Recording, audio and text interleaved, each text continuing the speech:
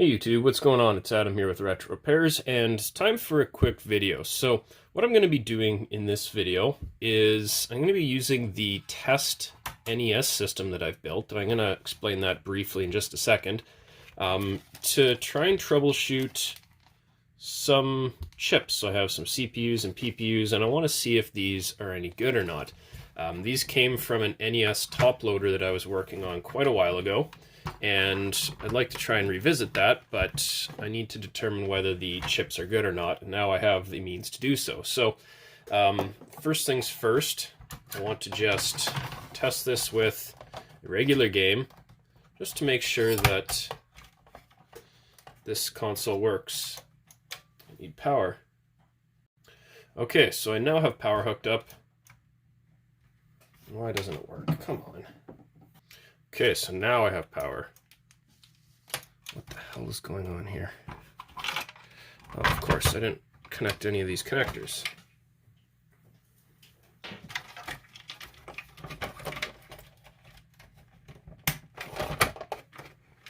Okay, now we'll find out if this works. So, power in and power on. And we have Tecmo Bowl. So clearly works with this setup. So now I'm going to show you what this setup really is all about.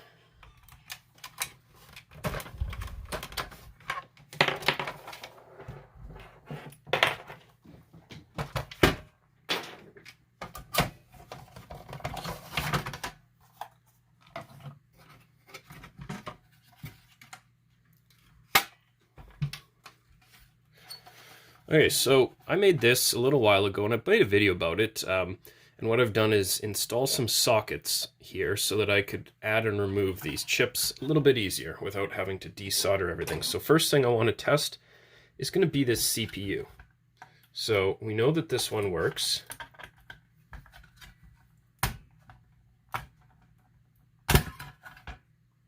So CPU out, and we're going to test the one that I got off this top loader, just to try and figure out whether this one works or not. So I'm keeping the known good ones off to the side. So this is the PPU, this is the CPU. So the CPU does have, there are actually a couple bad pins on it, so I would need to fix those pins if I'm able to get this going. So, but let's see what we can do here.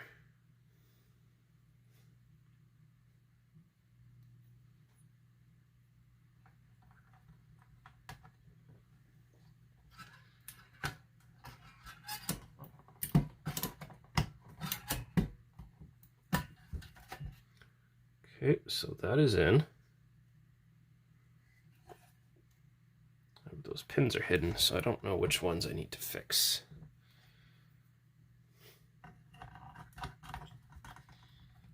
So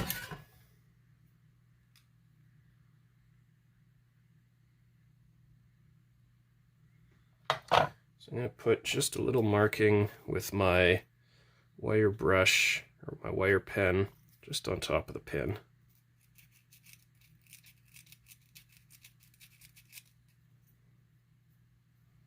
Didn't really work.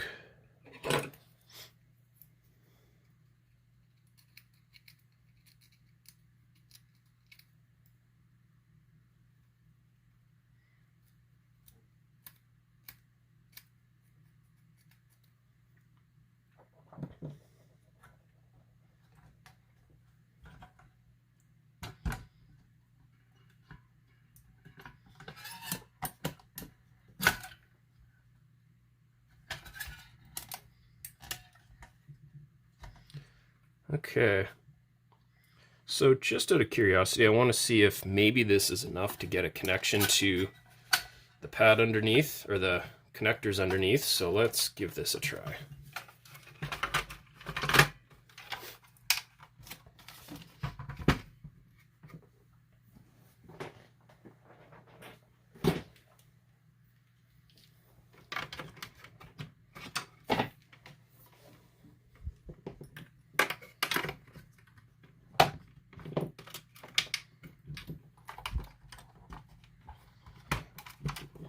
So just firstly turn on the power, and looking up at the screen, I have a flashing screen, which makes sense. There's no cartridge installed there, and I get the flashing light. Let's try it with a cart.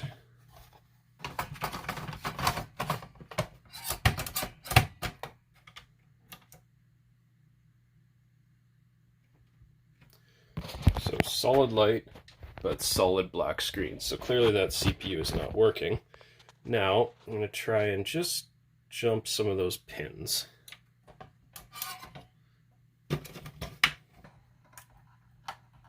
Oh.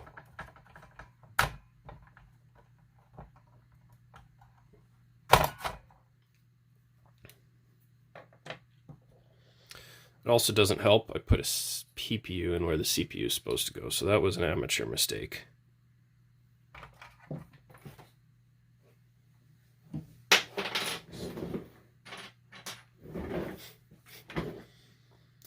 So this was good CPU.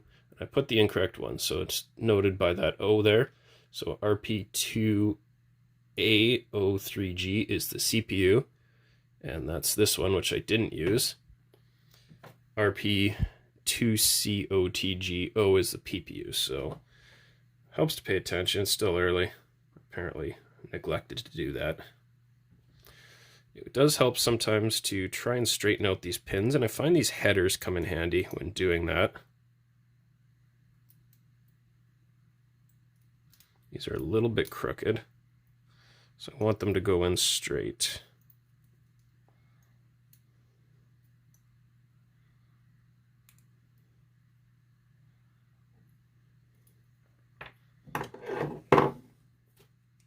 See, there's one with quite a severe bend here. I'm just going to straighten them with some needle nose pliers.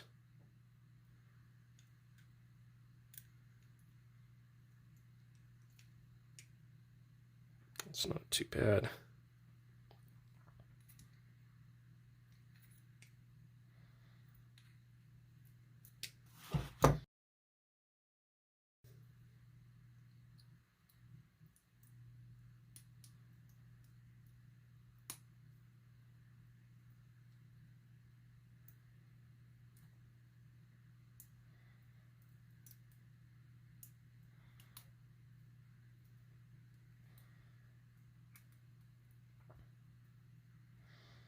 Okay, so those are straighter. And we'll try the same thing on the other side.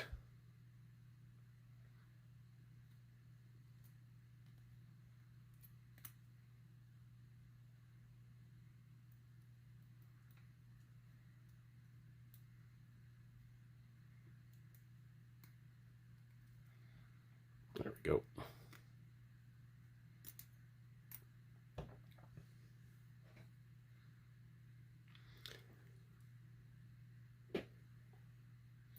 So I do want to make note that you see this socket here, there's a little notch on the side. When I made this, I put the socket in backwards, so just something I have to mentally note when I use this. It is also drawn on the silk screen here, so you can always look at the board itself. Okay, so let's try this again now with the proper chip in place. So we're getting a blinking light. Oh, let's make sure that's clicked into place. Okay, so CPU works just fine.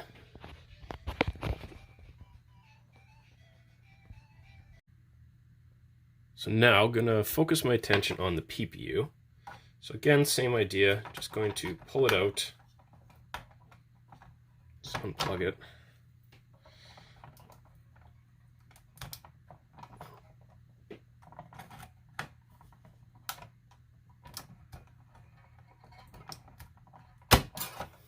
Okay.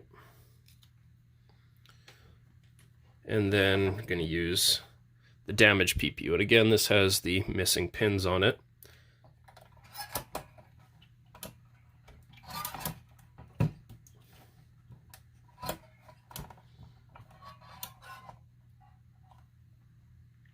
And gonna use those diodes once again just to bridge those gaps.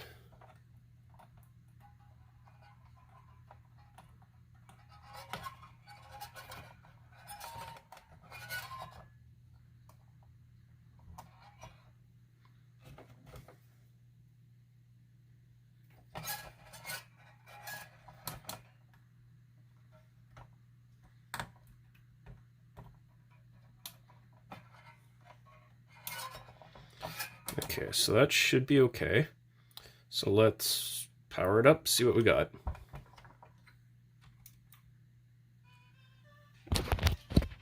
Okay, so game works, PPU is good.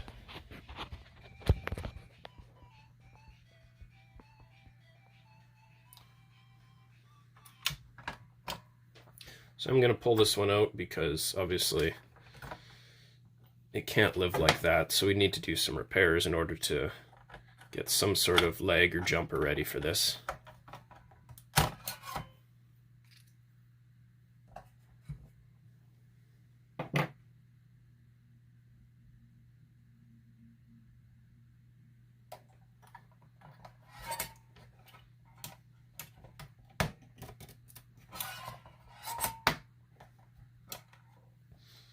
Okay, so next on the list of tests is going to be these work RAM chips, or the work RAM and the video RAM.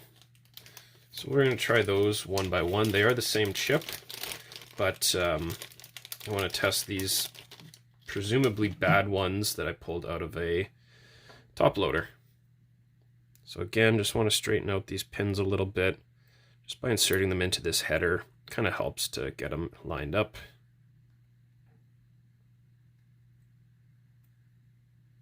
It's a little bit better.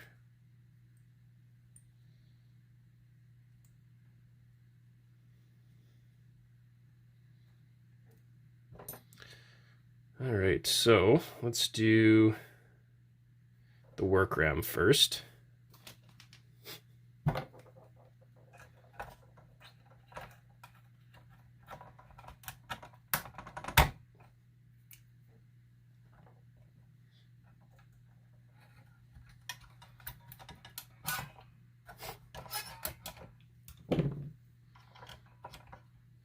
And go. As you can hear, game boots fine.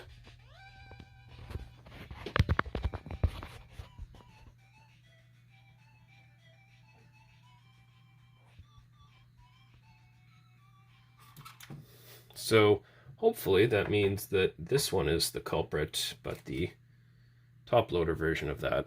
So where is that? That's right here.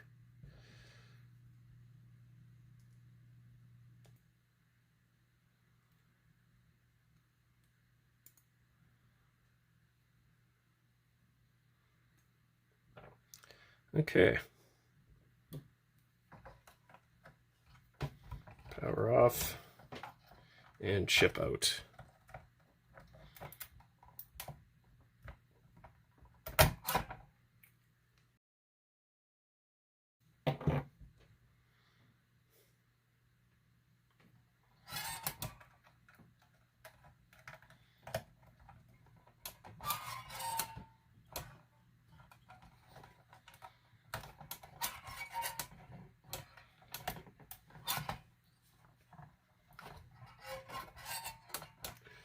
Okay, I think that is good. There we go. So power on, and I'm kind of actually hoping this chip fails because that tells me that all we need to do is replace this and perhaps I can get my top loader going. Well, we have this, but that could be due to a poor connection here somewhere. Let's try just reseat that.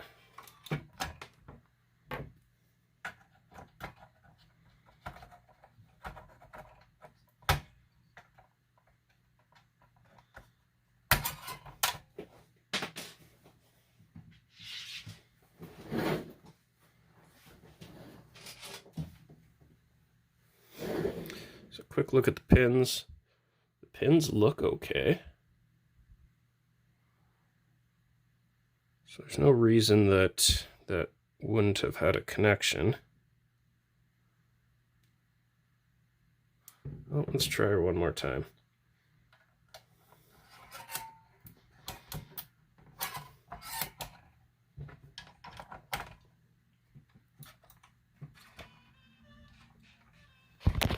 And same issue.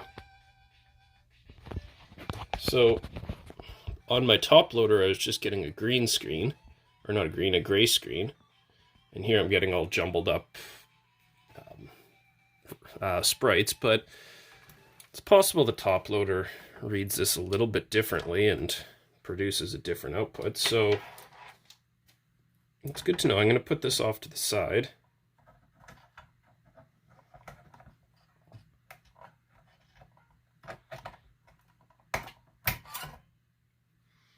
And I purchased a couple replacement RAM chips, and I want to test one of those. So these are a different make, but they're supposedly going to do the same thing. So let's find out.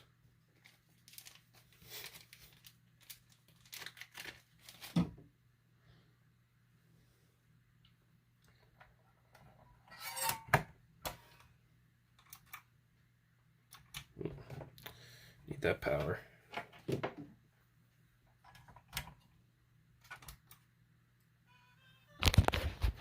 And looks like we're working. So what we've learned is this chip that I pulled out of the top loader does not work. So for some reason it's failed and it's producing incorrect ROMs. It might even be preventing the top loader from booting properly. I'm not positive.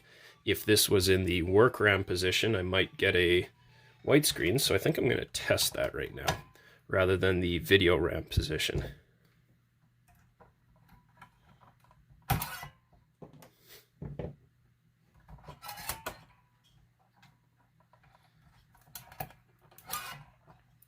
Okay, so once again, just so it's clear, I've put the presumably defective RAM chip in the work RAM position. So this connects directly to the CPU mostly, and it's going to control a lot of the booting and functionality.